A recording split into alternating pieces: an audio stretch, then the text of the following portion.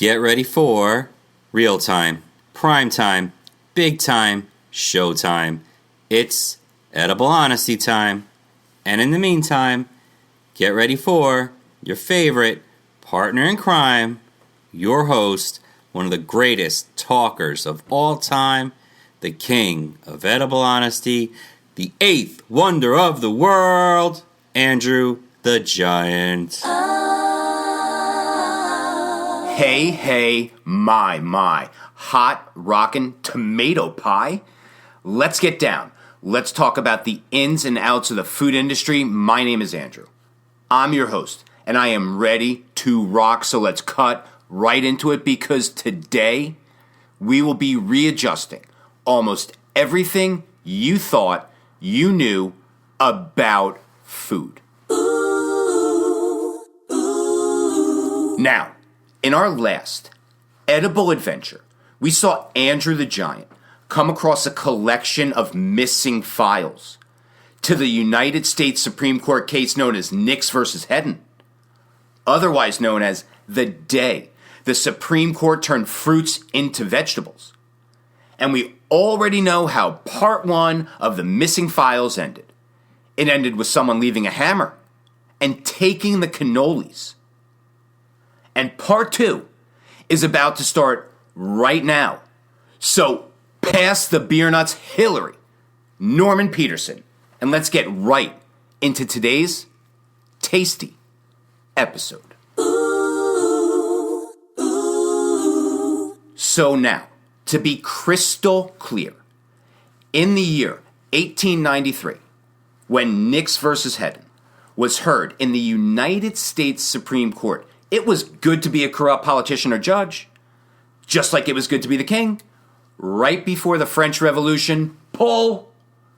But it was great. No, it was freaking fantastic to be a super duper corrupt politician or judge, just like John Travolta's character, Governor Jack Stanton, in primary colors, who seemed to be empathetic and seemed to be a man of the people for the people.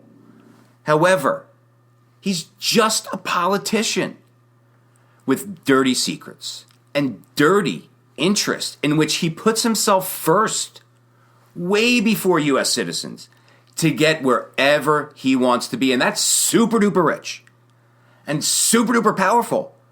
And Governor Jack Stanton, he gets there. He gets elected president by ruthlessly participating in graft and bribery over and over again, rinse and repeat, until all of his political adversaries are completely destroyed. And seriously, it was all just for a bunch of personal financial gain.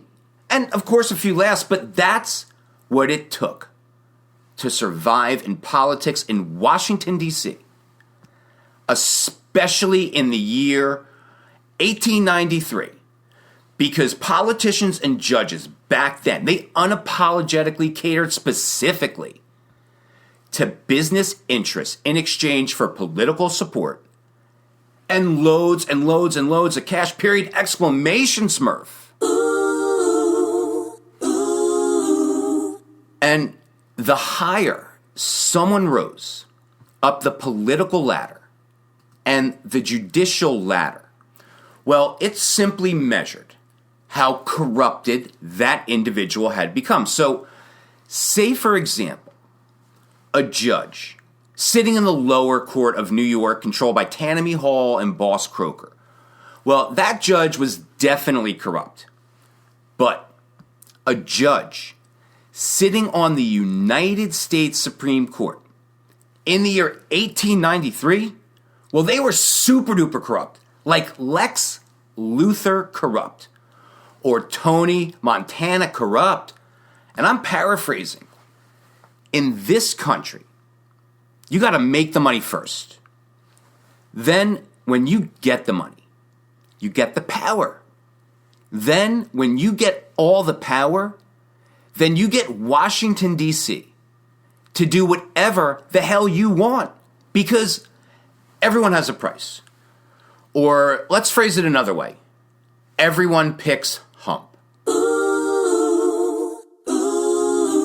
And so, because of this sick, twisted, mutually corrupt, yet highly profitable relationship that existed between big businesses and politicians and judges back in the year 1893, the rare pieces of legislation that actually did pass and the judicial decisions that were rendered entirely in favor of the big businessmen, just like Tony Montana, and the giant industrialists, just like Lex Luthor, whose unfettered financial support helped create and maintain their careers in the first place. Wash and repeat.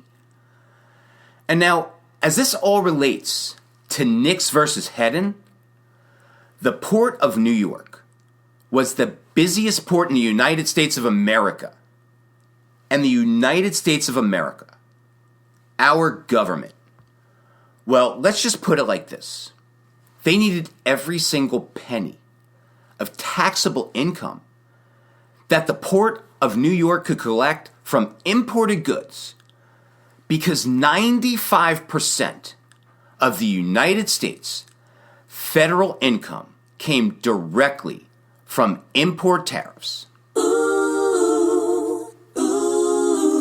So now, when tomatoes appeared before the Supreme Court, and the issue was, can a non-taxable fruit be forced to become a taxable vegetable? Well, then only one question existed. And it was, so just how much taxable tomato cash are we talking about? And the short answer was plenty. So right there, John Nix, he was done. John Nix stood no chance because the verdict in the United States Supreme Court was already predetermined. In fact, the odds of John Nix winning the actual case in the Supreme Court were 950 to 1 because the New York Harbor was the largest cash cow that the United States government had, as it generated the most taxable revenue for the United States of America, and by far. So, why did the tomato cross the road? To boldly go where no tomato has ever gone before? Captain James T. Kirk. So, now, Congress and the court system, they were out to correct the comma of the Tariff Act of 1872 that cost the American government loads of taxable government cash. So when that chance actually appeared again, and the United States government could finally collect tax again on imported fruit, and all thanks to Mr. Hedden, Eddie, who was a frequent flyer as a career defendant in the United States Supreme Court. However, Eddie brilliantly did devise a way to seamlessly turn a non-taxable fruit, a tomato, into a taxable vegetable. So now, I am just curious. Did you ever find Bugs Bunny attractive when he put on a dress and played a girl bunny? No? Neither did I. I was just asking. So, party on, Wayne. Party on, Garth. And tax all the friggin' tomatoes because, my friend, you just stepped into the United States Supreme Court. And I'm sorry, Snoopy, no dogs allowed. So, why did the tomato cross the road? Wait, you saw it too? You saw the tomato cross the road. How many tomatoes have to cross the road before the world realizes that tomatoes everywhere are crossing roads because they're fruits? Vegetables don't move. Vegetables don't walk. Fox Mulder. You see, the truth is out there. However, it's really difficult to find because every single politician and judge in Washington, D.C. in the year 1893 participated in graft and bribery and bullshit like it was their job. Occupation: Chief Justice of the United States Supreme Court. A bullshitter. Did you bullshit today? No. Did you try to bullshit today? Yes. And the politicians and the judges back in 1893, why they justified their actions and their participation in political corruption with excuses like, what do you want me to do? Corruption in America is too widespread, especially for a successful politician or a successful judge to resist. Am I right? So give the governor a harumph. Harumph. And let's face it, shall we? Turning a non-profitable fruit into a taxable tomato was just too good to resist, especially for all the greedy politicians and judges in Washington, D.C. It was simply irresistible. Robert Palmer, she's so fine. There's no telling where the taxable tomato money went because it's simply irresistible. And the ones who were incorruptible, well, they were the unsuccessful politicians and the unsuccessful judges who said things like, you can't tax the tomato. It's a fruit, and they would end up very, very injured or very, very assassinated, just like President James Garfield, who 4 months into his presidency was fatally shot at the Baltimore-Potomac Railroad Station in Washington, D.C. at 9:30 in the morning on July 2nd, 1881. And all because he wanted to put an end to political graft, bribery, and corruption. You see, hours before getting assassinated, President Garfield had opened the window to the Oval Office and shouted at the top of his lungs, "I'm mad as hell, and I can't take it anymore." Now, President James Garfield played the dangerous game of hump or death. And he only had 10 seconds to make up his mind. And let's just say he didn't choose hump. So holy hump or death, Batman.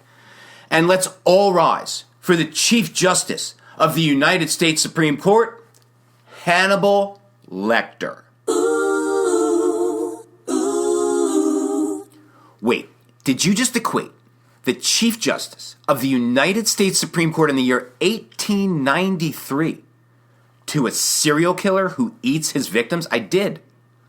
But metaphorically, he murdered millions and millions of tomatoes and forced them to transition into something they were never meant to be. Plus, the United States Supreme Court should definitely not be allowed to dress up and play Jesus, and they should definitely not be allowed to turn fruits into vegetables. However, apparently, in the year 1893, the United States Supreme Court had been bestowed with biblical powers as well, because the power of the United States Supreme Court in 1893 was total and absolute, and John Nix and his imported tomatoes were about to find that out. So, why did the tomato cross the road? Well, perhaps the tomato is trying to escape a political culture based on graft and bribery. Has anyone ever thought of that? I mean, really. So, some mega industrialist walks into a bar with a briefcase, and he meets up with the 9 judges of the United States Supreme Court, and then he drops the briefcase, and he pays off the entire United States Supreme Court in the year 1893. And in return, the United States Supreme Court unanimously and legally uphold and enforce a ruling forever transitioning tomatoes from non-taxable fruits into taxable vegetables. So now, how does the United States Supreme Court legally follow up that biblical act of turning fruits into vegetables? Well, I guess they could legally turn cabbage farts into perfume. Shirley, you can't be serious. I'm serious. And stop calling me Shirley. More calling Orson. Come in, Orson. More calling Orson. Come in, Orson. Come in, your cabbageness. Oh, God, Mork, what is that smell? I'm sorry, your cabbageness. Earthlings call it an SBDCF. Mork, it's unbearable. I can barely breathe. What's an SBDCF? Well, your cabbageness, an SBDCF is a silent but deadly cabbage fart, and Earthlings say it's precisely what the United States Supreme Court smelled like in the year 1893 when Nix versus Hedden was in session. Shazbot, oh, I'm sorry about that, your cabbageness. That was another SBDCF. I duck and take cover. Mork, stop. I'm sorry, sir. Shazbot, I'm sorry, your cabbageness. Mork, I wish I could stop. But with cabbage, Shazbot, the more you consume, the more you kaboom. Shazbot, just like a judge sitting on the United States Supreme Court, so holy, silent, but deadly cabbage farts, Batman. And seriously, Mork, what is that ungodly smell and why is it emanating from the United States Supreme Court? So, why did the tomato cross the road? Because a United States Supreme Court judge was chasing it with a deposit slip. So, hear ye, all rise. The United States Supreme Court is now in session, and at this time, in the year 1893, when they call roll in the United States Supreme Court for Nix versus Hedden, the justices sitting on the United States Supreme Court, well, they don't know whether to answer present or not guilty. So that's it. That's a wrap on Nix versus Hedden, the Forgotten Files, Part 2. And now, my edible honesty friends, we are ready to head into the finale. Get ready for Part 3 of the day. The Supreme Court turned fruits into vegetables, because that's where we're going next. And I can't wait.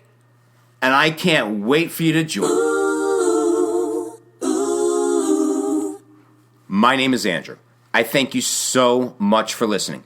And to all my fans out there in Iceland, I love you. God bless you for listening. And an enormous edible shout out to my favorite farmer on the planet, Goyo, over at JR Organics in Escondido, California.